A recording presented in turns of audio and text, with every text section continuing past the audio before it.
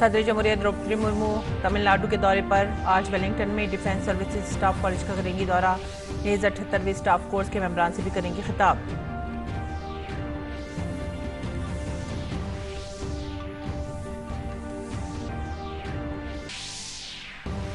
महाराष्ट्र दौरे पर मरकजी वजीर दाखिला अमित शाह आज मराठा हुकूमत के बानी शिवाजी महाराज की सालगिरह पर पुणे में शिव सृष्टि पार्क का करेंगे इफ्तिताह। 3D से लैस शिव सृष्टि पार्क में कई जदीद तरीन तकनीक का किया गया इस्तेमाल।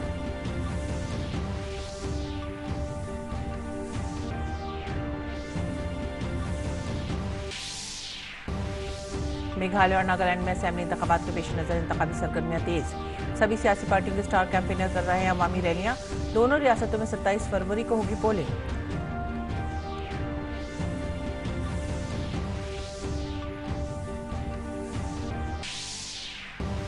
उमूर खारजा के मरकजी वजीर मुमलिकत वी मुरलीधरन ने मेलबर्न में Australia India chamber of commerce के मेंबरान के साथ दोनों मुल्कों के दरमियान कारोबारी मौक़े फरोग़ देने पर किया तबादला ख्याल। कहा ऑस्ट्रेलिया इंडिया चैम्बर दोनों मुल्कों के दरमियान इक़्तिसादी ताल्लुकात को आगे बढ़ाने में कर सकता है अहम किरदार अदा।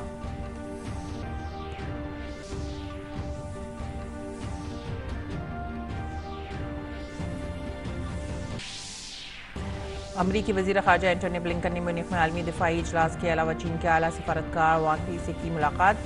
जासूसी गुब्बारे से मुतालिक चीन को दिया सख्त इंतबाह। कहा अमरीका अपनी दिफाई सलामती से खिलवाड़ हरगिज़ नहीं करेगा बर्दाश्त।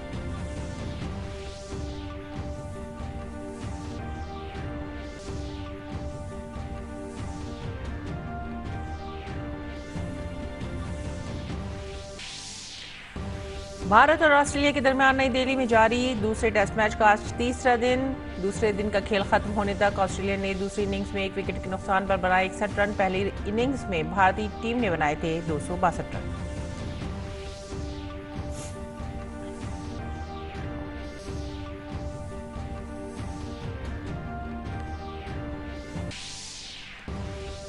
आईसीसी खवातीन T20 आलमी कप में पाकिस्तान और वेस्ट इंडीज होंगे आमने सामने। वहीं दूसरे मुकाबले में न्यूजीलैंड और श्रीलंका भी होंगे मैदान में।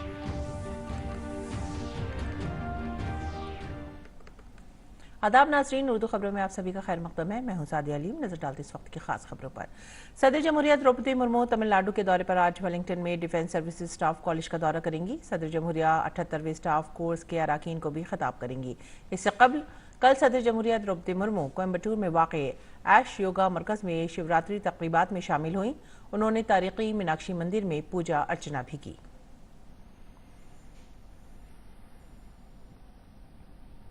और मरकजी वज़ीर दाखिला अमित शाह आज पुणे में मराठा सल्तनत के बानी छत्रपति शिवाजी महाराज के यौम पैदाइश के मौके पर उनकी जिंदगी पर मबनी थीम पार्क शिव सृष्टि पार्क का इफ्तिताह करेंगी।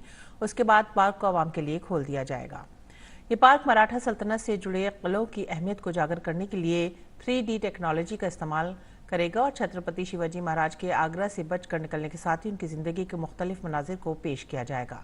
शिवाजी महाराज को वक्फ इस तारीखी थीम पार्क का तस्वुर पद्म भूषण अवार्ड याफ्ता आजहानी शिव शहर बाबा साहब पुरंदरे ने किया था। ये मुनफरिद प्रोजेक्ट पुणे शहर के आम्बी गांव में 438 करोड़ रुपए की लागत से तैयार किया जा रहा है। पूरा मंसूबा 4 मरहलों में मुकम्मल किया जाएगा जो 21 एकड़ अराजी पर मुहैयत होगा। अमित शाह पहले मरहले के अहम हिस्से सरकारवाड़ा का इफ्तिताह करेंगे जिसमें 17वीं सदी के फन तामीर को दिखाया गया है।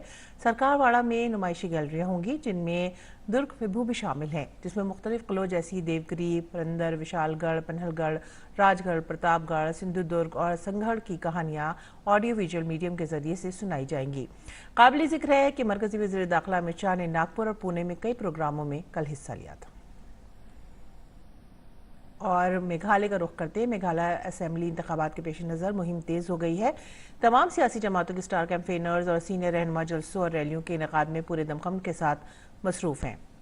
बीजेपी के senior leader Nitin Gadkari, Hemant Biswa Sarma, Congress leader Mukul Wasnik, National People's Party के leader Conrad K Sangma, Trinamool Congress leader Abhishek Banerjee और दीगर सियासी जमातों के कायदीन ने कलगारू, खासी और जंतर हिल्स इलाकों में अवामी रैलियां की।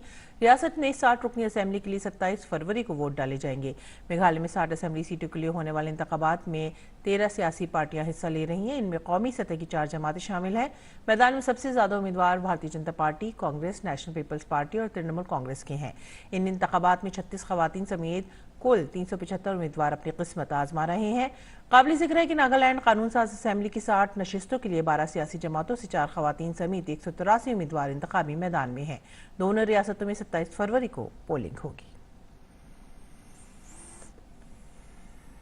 नागालैंड में भी असेंबली इंतखाबात के लिए मुहिम जारी है। रियासत में 27 फरवरी को होने वाले असेंबली इंतखाबात के लिए तमाम सियासी पार्टियां अपनी पूरी ताकत झोंक रही हैं। नागालैंड के chief electoral officer V Shashank Shekhar ने यकीन दहानी कराई कि रियासत में आज़ादाना और मुनसिफाना इंतखाबात मुनक्किद होंगे, जिसके लिए इलेक्शन ऑफिस मुख्तलिफ मुतल्लिका जमातों से मुसलसल राब्ते में है। पोलिंग के दौरान बुजुर्ग शहरियों और दिव्यांगों के लिए खुसूसी सहूलियात भी दस्तियाब हैं। नेशनलिस्ट डेमोक्रेटिक प्रोग्रेसिव पार्टी ने कल नागालैंड असेंबली इंतखाबात के लिए अपना इंतखाबी मंशूर भी जारी किया।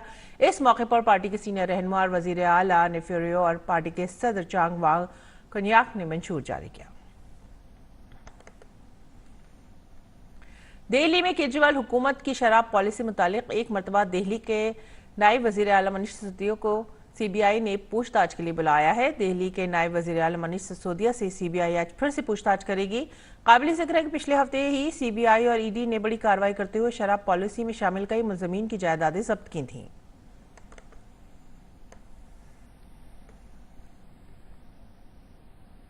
और गुजरात में सागर परिक्रमा का तीसरा मरहला आज से शुरू हो रहा है। माही परवरी के महकमे के वजीर पुरुषोत्तम रूपाला सूरत के बंदरगाह पर परिक्रमा का इफ्तिताह करेंगे। सागर परिक्रमा आज़ादी के अमृत महोत्सव के तहत महकमा माही परवरी की तरफ से मुनक्किद किया जा रहा है। इसका मकसद माहीगीरों और दीगर मुतालिका फ़रीक़ैन के मसाइल को हल करना और उन्हें माहीगीरी के शोबे और उनकी माशी तरक्की के लिए हुकूमत की स्कीमों से वाकिफ कराना भी है। परिक्रमा का तीसरा मरहला शुमाली महाराष्ट्र के साहिली इलाकों सतपती, वसाई, परसोदा, सासन, डाक और मुंबई के दीगर इलाकों का अहाता करेगा। ये 21 फरवरी को खत्म होगा। ई संजीवनी देही इलाकों के लोगों के लिए किसी नेमत से कम नहीं है। अब तक ई संजीवनी ने मुल्क में 10 करोड़ मुस्तफिदीन को टेली काउंसलिंग खदमात फराहम की हैं। अगर हम उत्तर प्रदेश के हापुड़ की बात करते हैं तो यहाँ ये खदमात 127 हेल्थ एंड वेलनेस सेंटर पर दस्तियाब हैं, जहाँ टेली मेडिसिन के लिए 120 डॉक्टर हर वक्त मौजूद रहते हैं। यह है हापुड़ से हमारी नुमाइंदगी रीश निशाना की खास रिपोर्ट।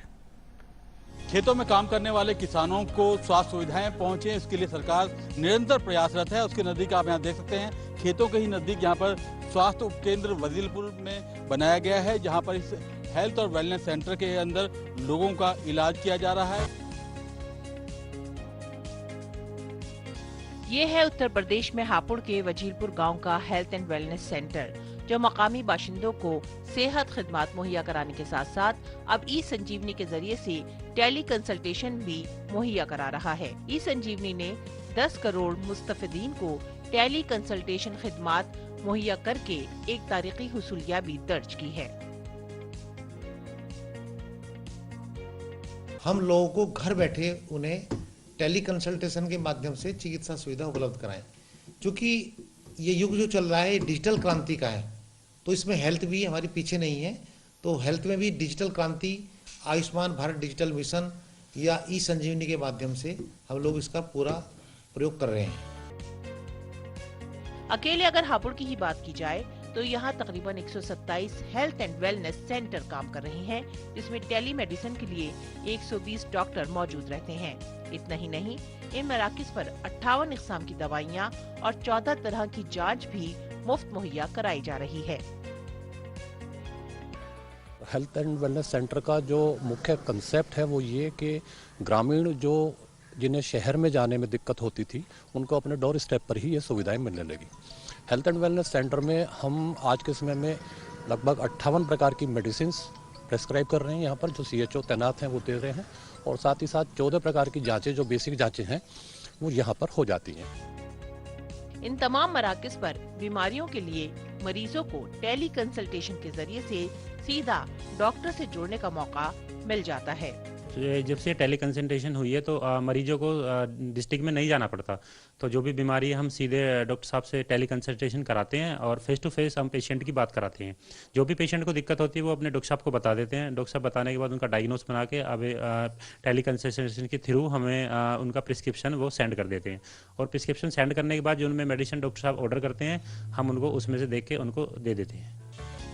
गाँवों में ही चल रहे इस तरह के सेहत मराकज से यहाँ के मकामी बाशिंदे भी काफी खुश हैं। ग्रामीण क्षेत्र में जो आसपास के 8-7 गांव हैं उन लोगों को काफ़ी फ़ायदा होता है। यहाँ दवाई मिल जाती है जो मुनासिब है और उनका समय और पैसा बचता है। अब यहाँ सेंटर नहीं था तो हमें वहाँ CSC जाना पड़ता था, काफ़ी दूर पड़ता हमारे यहाँ से, कभी सवारी नहीं मिलती थी और वहाँ अपनी सवारी नहीं थी तो किराए से जाना पड़ता था।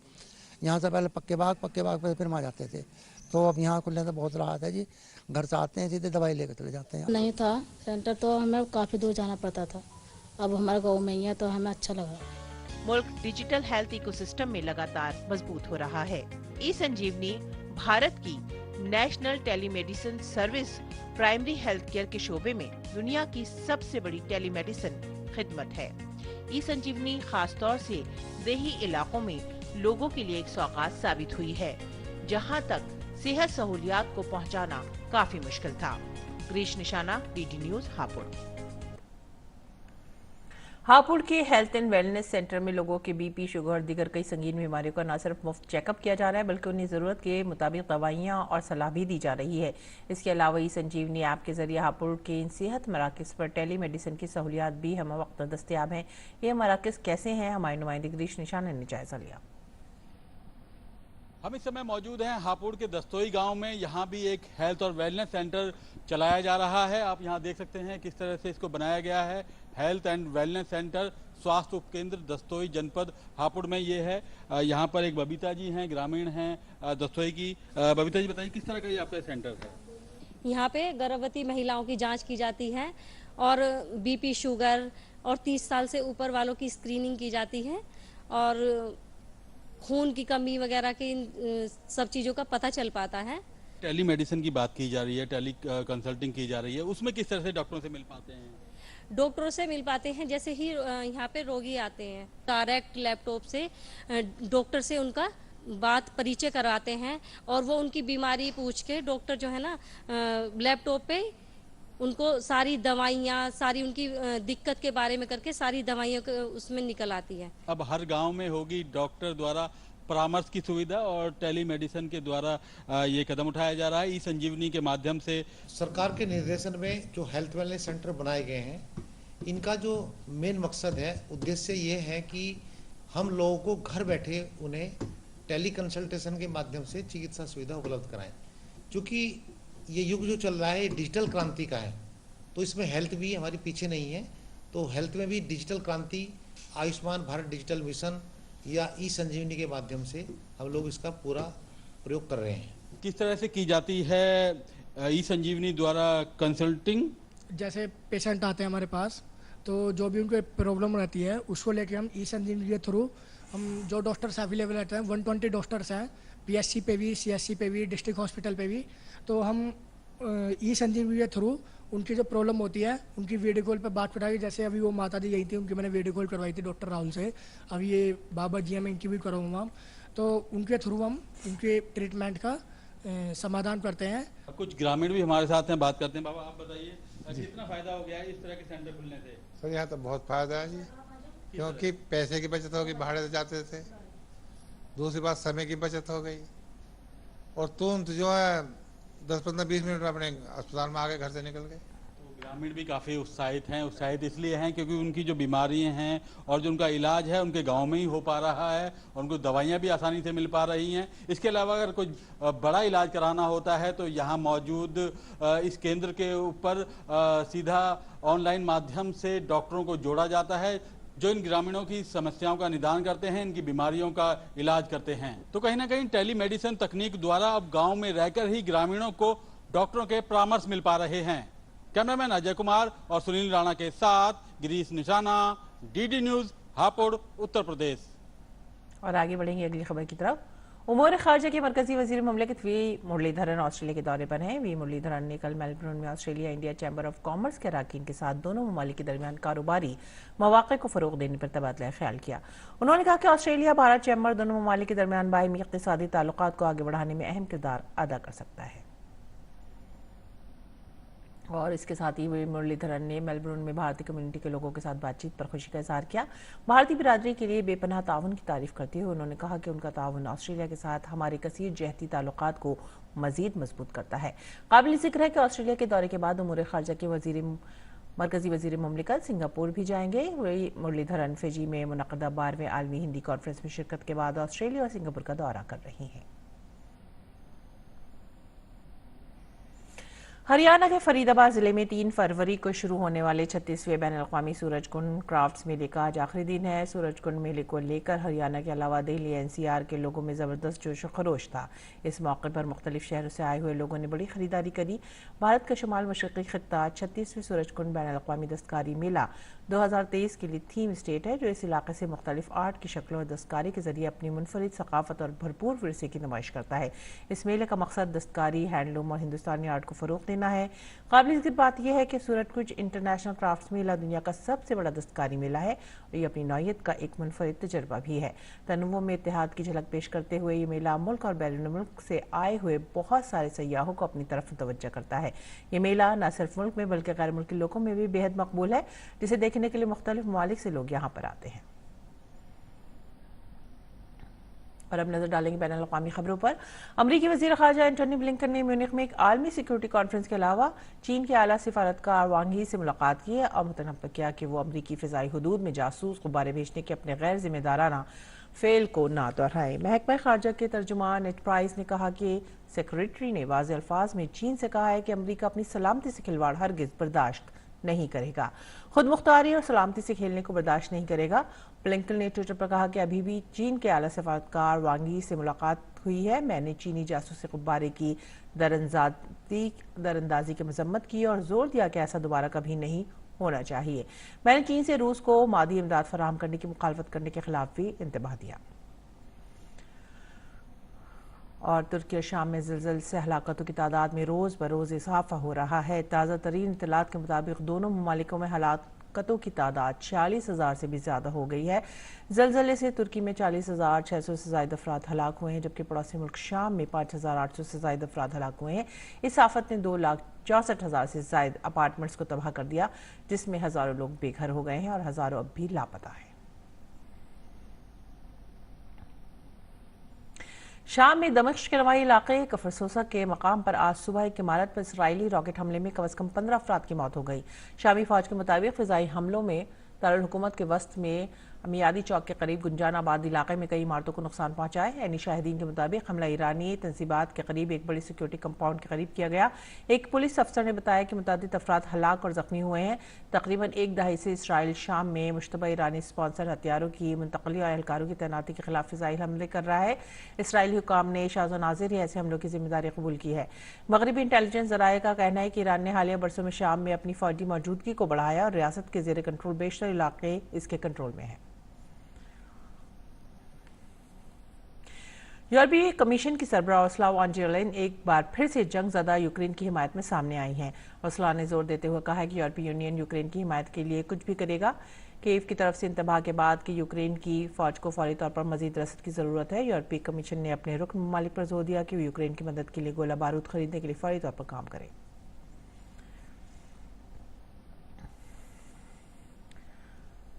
और नाज़रीन, अब पेश है दिल्ली से शाया उर्दू अखबारात का मुख्तसर सा जायजा।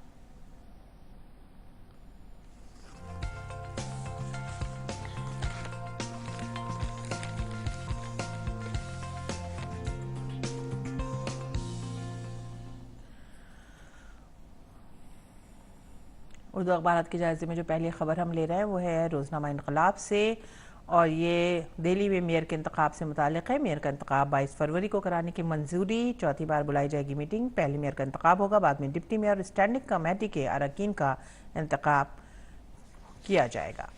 उसके बाद हम बढ़ेंगे रोज़नामा राष्ट्रीय सहारा की तरफ, और इसके अंदर है रियासतों को जारी किया जा रहा है 5 साल का पूरा जीएसटी मुआवजा। जीएसटी कौंसिल की 49वीं मीटिंग में पेंसिल और शार्पनर पर जीएसटी में तखफीफ, वज़ीर मालियात का ऐलान।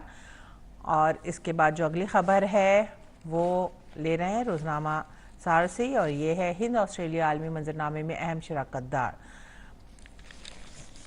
एस जयशंकर का बयान। वजीर खारजा एस जयशंकर ने हफ्ते को ऑस्ट्रेलिया के वजीर आजम एंथनी अल्बानी से मुलाकात की और अगले माह हिंदुस्तान के दौरे से कबल दो तरफा स्ट्रैटेजिक शराकतदारी पर तबादला ख्याल भी किया। जो इसके बाद की सुर्खी है वो भी है रोजनामा राष्ट्रीय सहारा से ही, और ये है उद्धव ठाकरे का बयान। उन्होंने कहा है कि हमारा इंतखाबी निशान तीर कमान चुराया गया है और चोर को हम सबक सिखाएंगे। इलेक्शन कमीशन के फैसले के बाद शिवसेना पर एकनाथ शिंदे के ग्रुप का कब्जा हो गया है।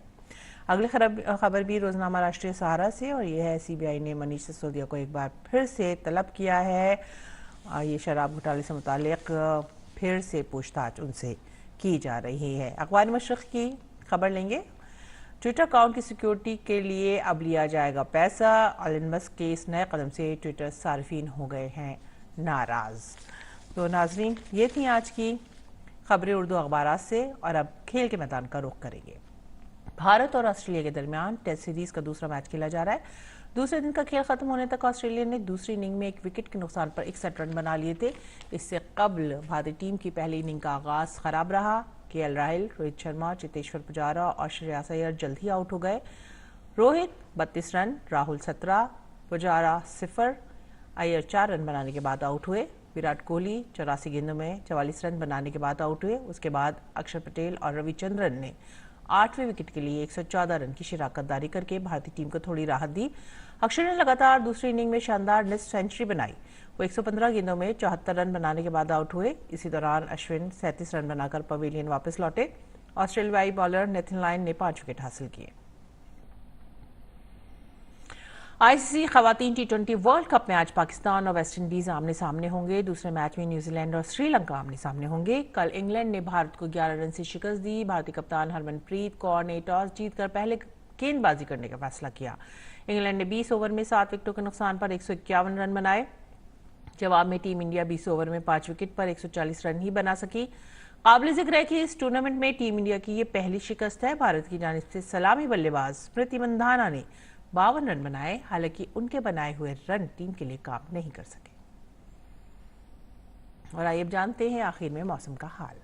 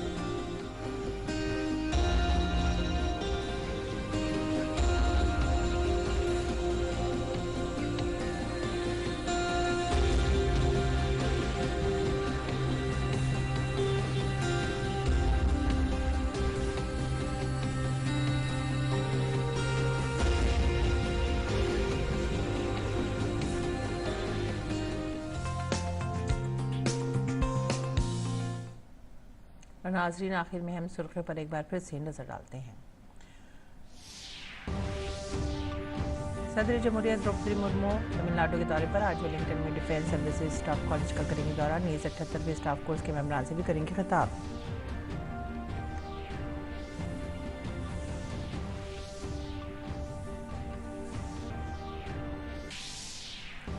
महाराष्ट्र दौरे पर मरकजी वजीर दाखिला अमित शाह आज मराठा हुकूमत के बानी शिवाजी महाराज की सालगिरह पर पुणे में शिव सृष्टि पार्क का करेंगे इफ्तिताह। 3D से लैस शो शिव सृष्टि पार्क में कई जदीद तरीन तकनीक का किया गया है इस्तेमाल।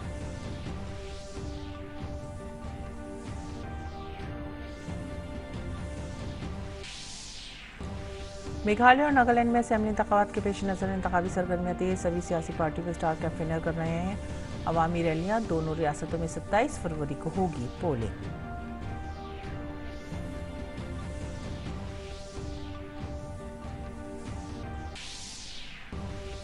उमूर ख़ारजा के मरकज़ी वज़ीर मुमलिकत पी मुरलीधरन ने मेलबर्न में Australia India chamber of commerce के रमजान के साथ दोनों मुल्कों के दरमियान कारोबारी मौक़े फ़रोग़ देने पर किया तबादला ख्याल। कहा ऑस्ट्रेलिया इंडिया चैम्बर दोनों मुल्कों के दरमियान इक़्तिसादी ताल्लुक़ात को आगे बढ़ाने में कर सकता है अहम किरदार अदा।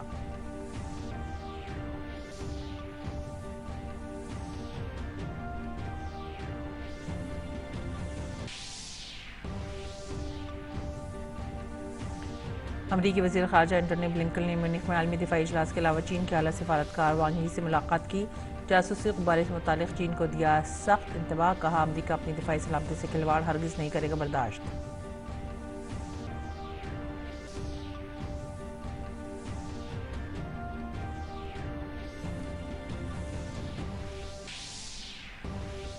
भारत और ऑस्ट्रेलिया के दरमियान नई दिल्ली में जारी दूसरे टेस्ट मैच का तीसरा दिन।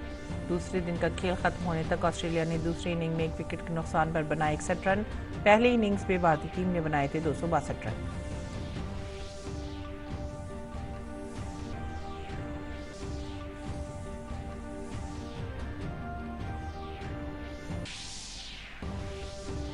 आईसीसी ख़वातीन T20 आलमी कप में पाकिस्तान और वेस्ट इंडीज़ होंगे आमने सामने। वहीं दूसरे मुकाबले में न्यूजीलैंड और श्रीलंका भी होंगे मैदान में।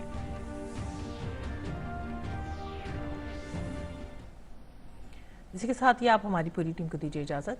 आदाब।